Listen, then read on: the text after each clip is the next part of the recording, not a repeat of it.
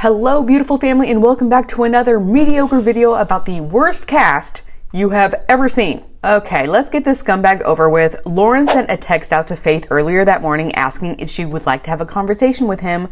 Several hours passed and then she showed up at his room. Did you want to come in? No. I'm not comfortable to go inside.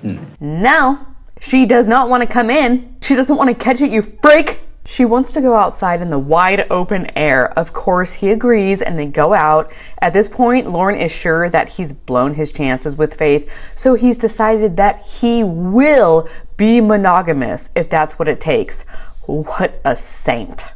I just want to listen his side, but my trust is broken. You guys, I was sure that she was going to end it with him, especially because the more information that she learns, the worse it gets. She asked him how often he was sleeping with other people, and he said at least once a week.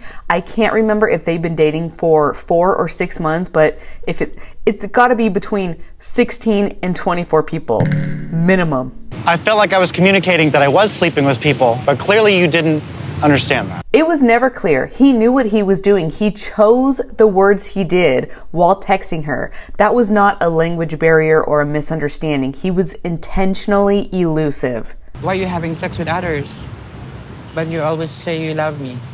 He never answers her directly why he felt the need to sleep around. He only reminds her again and again that he's so sorry. He made a mistake. He'll never do it again. I'm not going to sleep with anybody else. I'm not going to look at anybody else. Everything about this guy drives me insane, including the fact that he feels the need to dumb down his English or put on some kind of a mock accent when Faith is very fluent. In fact, her communication is better than his. The rest of my life, only with you. I really don't know. The way this scene was teased, I was so excited that she was gonna drop him like a hot potato, but she doesn't. She tells us that he had paid in advance for them to go travel together to see her family, and she still wants to do it. But she will not be introducing him as her boyfriend. Instead, she's just gonna say he's a friend. And he says, okay, well, does that mean you're still gonna give me another chance? And she's like, yeah, it does, but you really have to prove to me that you're serious before I ever call you my boyfriend again. So this does mean you're giving me a second chance. Faith tells us that she still loves Lauren and she wants to give him another chance. Hello, darkness, my friend. Moving on. Oh Lord, we're with Rainey and Chidi. She is pissed because she thinks the sister doesn't like her. She's packing up to leave and go to a hotel, and then Chidi comes in the room and she's like, I'm packing as we speak. The offer is still on the table for you to come with me. I think I need to sleep tonight. I need to gather myself and make arrangements. What arrangements, Chidi? You know, like I need to gather my things, get the money together for the hotel. So I'm thinking to myself, she would be really happy. He just needs a little bit of time, but he's already preparing to do what she wants him to do. But she doesn't like his answer. She thinks that he's full of excuses, and then he tells her he also wants to discuss it with his sister and her husband. Being here with you and your family like this is not going to help our relationship at all. She's like, I feel like an intruder. I'm an intruder in your pants, and I'm also an intruder in your home. And he's like, okay, Renee, I don't want you to leave, okay? Please, you need to stay. I don't care what you say, Chidi. Your actions aren't proving anything. I don't care what. She made everything comfortable for us. Okay. All the time she comes to mop the room and She starts screaming at him and is completely unaware that his brother-in-law is standing right there listening to the entire conversation. Raine is completely convinced that his sister only cares about controlling Chidi's life. Brother asks her how they're going to be able to resolve this, and she says they can't.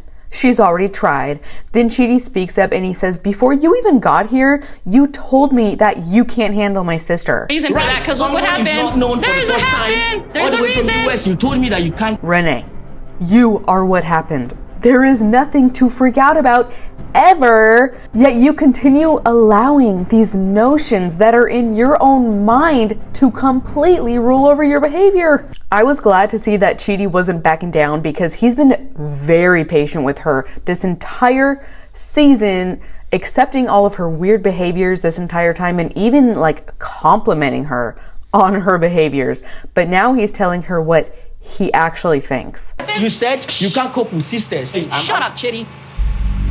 Oh gosh. Chidi is absolutely mortified that Raine is acting like this, and he doesn't believe that Victoria ever did anything to cause Renee's attitude.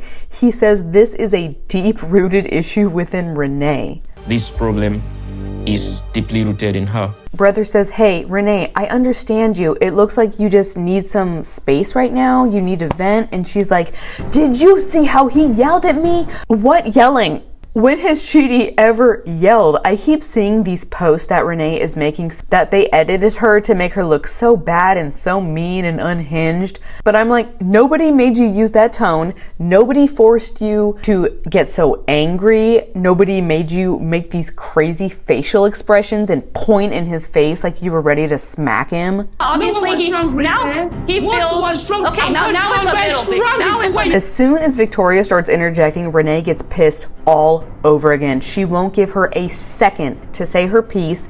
She has this horrible vendetta against his sister. If you hate me, why did you get on the phone and say I love you? This is what I mean about the editing and terrible excuse. There is nothing to edit here. You are the one creating all the drama. I do because you do this and that.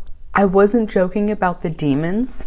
Brother is trying to tell Raine that Victoria has never had any animosity or bad things to say about Raine. And finally, Victoria is so sick of her attitude, she tells her she is delusional. You better stick up for me. Did I not always tell you that I always had a feeling about sisters? How is anyone supposed to respond to that?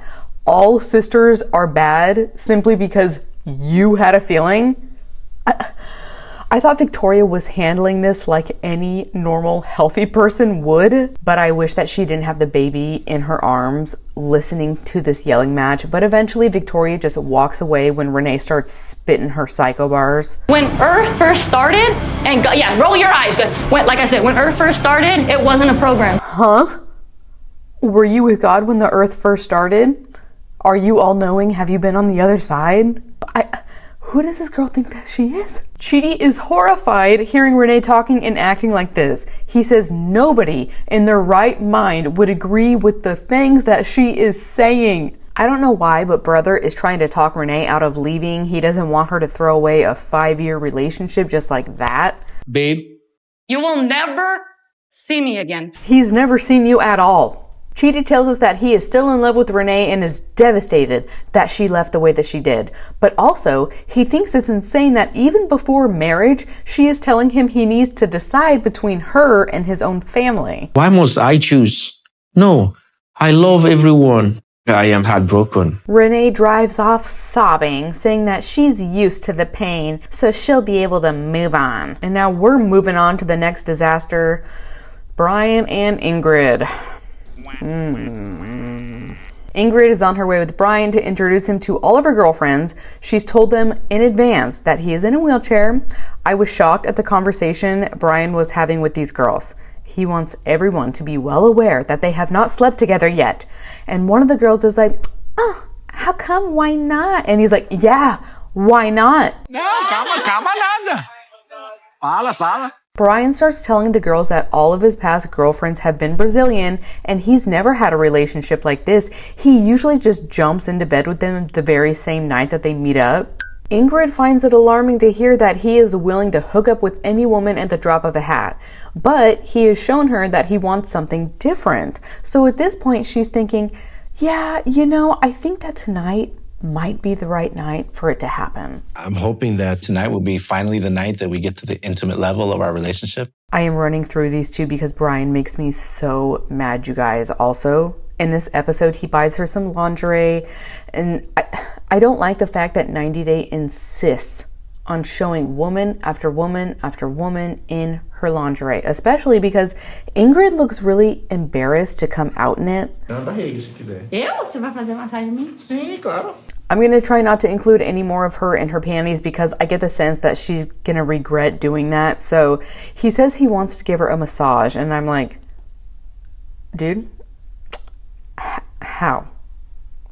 We all know. We know you can't give a massage. At first I was like, oh, okay, he can probably like use his palms and really apply some good pressure. But if you watched it, he's just lathering her up in lotion. He is not massaging her. 1 hour passes and Brian screwed up again. He comes out of his room and tells us that, man, she was giving him all the cues how badly she wanted it. Plus, like, he did everything right. He met her friends. He gave her kids gifts. He checked all the boxes. So why wasn't she putting out? Ingrid made it clear that she was ready to have sex, but I didn't have a condom. Yeah, dude, I'm sure she was begging for it. This guy has been thirsting out episode after episode, and he doesn't have a condom. He's a freaking creep and a pig. Ingrid tells us that after the cameraman left, his behavior was disgusting, like he was just starving to touch her. He wanted to go down on her and she told him no, so he threw a fit and left. Brian's like, man, guys, I'm always so insecure about being rejected because of my disabilities. I thought Ingrid was better than that. I didn't think I'd have to worry about that with Ingrid, but clearly I was wrong. How dare you paint her in that light? Have I told you guys how much I hate this bastard? I hope that his daughter disowns him because I know that he manipulates her the exact same way he does to all these women. Moving on. We are with Niles Crocodiles and his bootyful princess, Matilda. Last night she was wanting to get a little more intimate. Remember, she hopped right on top of him and said, I need you. Apparently it didn't end very well. Niles tells us that they started removing their clothes and then he told her he wanted to stop because that was the agreement that they had made. I have to give him kudos for being able to say no when blood is pumping. That is so hard. The first night they didn't go as I hoped. And now poor Niles has the runs from eating a bunch of slugs the night before. He's been in the bathroom all morning. Matilda is checking on him to make sure he's okay. And once he finally comes out, she's like, last night I wanted to get freaky and you turned me down. What's up with that? I wanted to have sex with you, but you refused. Niles tells her that in the past, introducing sex too early ruined the only other relationship that he had besides her. Niles is so adorable when he's talking to the camera. I really like him. He's like, Mom, plug your ears. And then he tells production, please include that before you put up the next thing.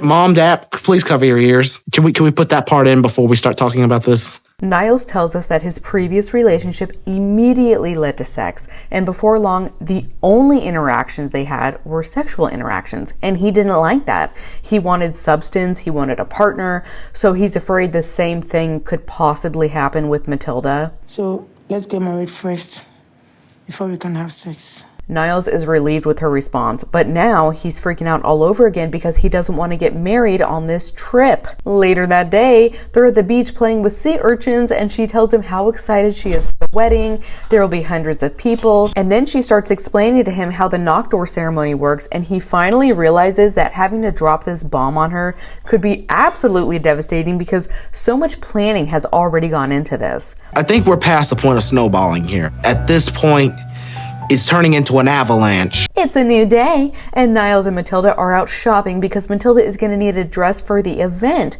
They're in a very large, noisy, busy city, so Niles is a bit uncomfortable, but he says, when you love someone, you should be willing to go out of your comfort zone for them.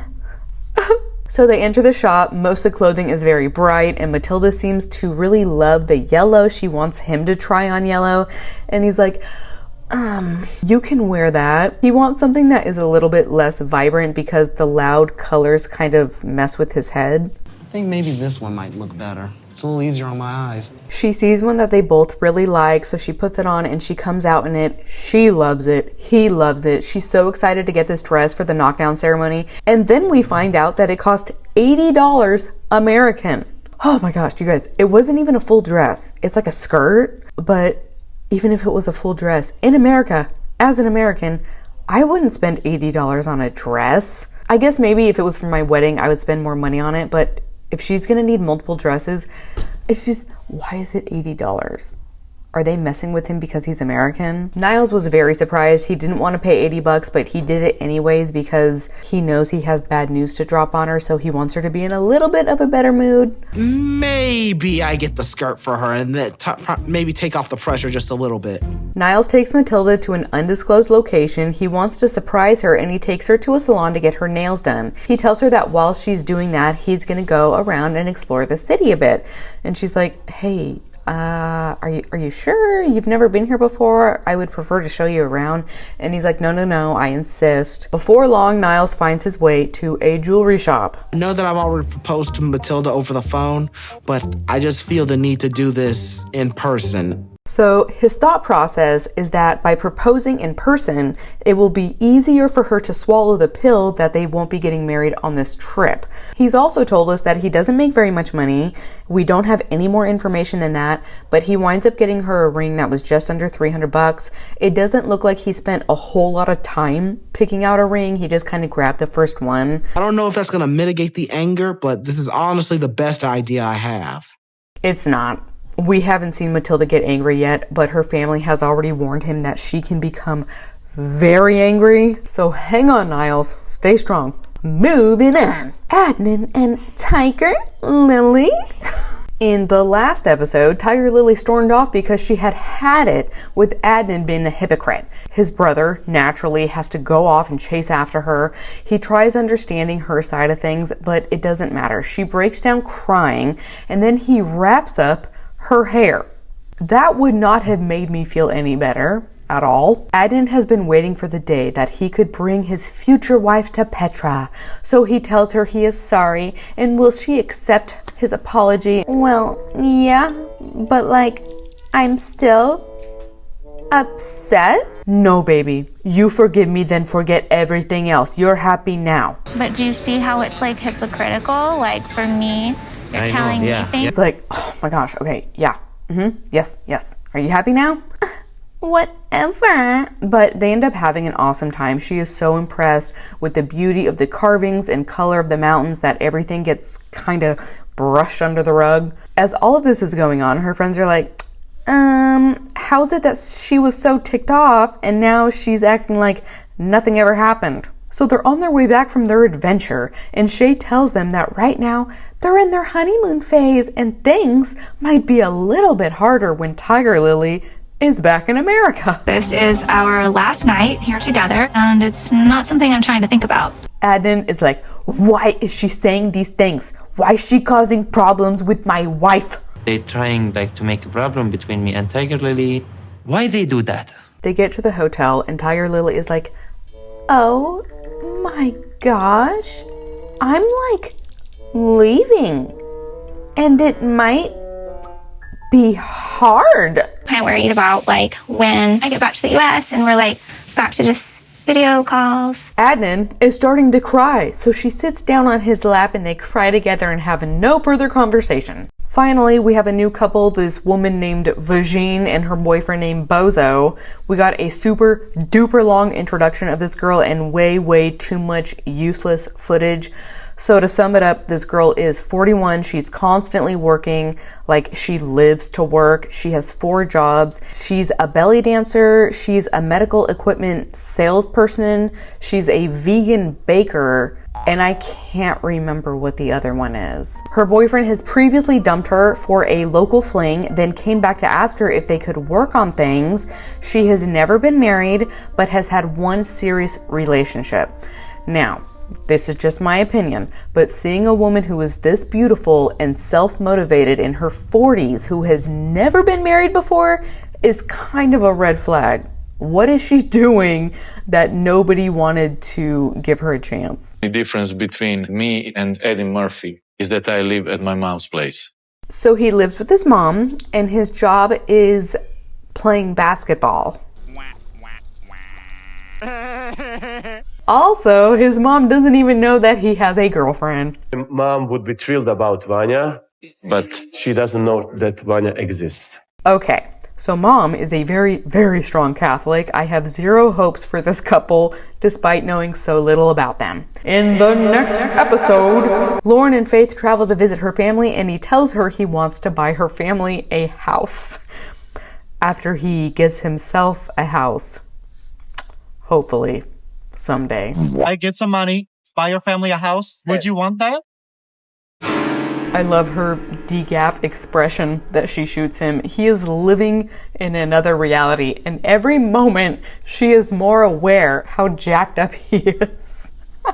Sorry, Loren, but you need hella therapy. Ingrid expresses how disgusting Brian was behaving once the cameras left, and she's over it. She is done with him.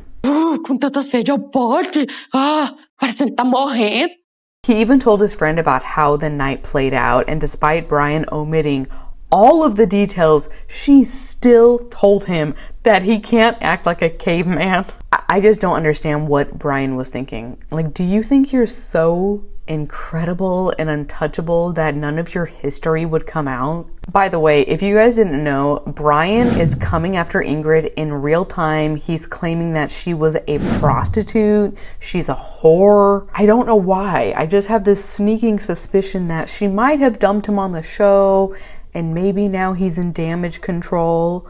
But instead of just taking the high road and being the better person, he's just gonna try and drag her through the mud, smear her as well as he can. Não pudesse responsabilizar pelas ações dele, eu acho que a gente tem que cortar por aqui. Niles will drop the news on his woman that he isn't ready to get married, and she storms off. And finally, Vea will reveal to Fluffy that Rory traveled with her and is here now. Don't even touch me. Go touch your ex-boyfriend. Thank you so much for watching till the end. If you haven't subscribed, please subscribe. Only like 30% of my viewers are subscribed, so what the hell are you doing? Please consider sharing this video on your Twitter or your Facebook or something like that. Send it to your grandma. I love you guys, and I will see you in the next one. Bye! So, to sum it up, this girl is... I'm sorry. I know it's a bit late for asking, but can I maybe spend the night at Addie's? It's way too late to ask that. And yes, it's too late. I'm a half face. Get out of my face. Get out of my statue head. It's the King of Kings, Lord of Lords, Alpha, Omega, beginning and end. He missed a 10 for 10. Perfect. Who else I'ma worship? Okay. Who else I'ma praise? Who died and then raised? Been rapping the 3 different curves. Follow the sun and the spirit, you heard me.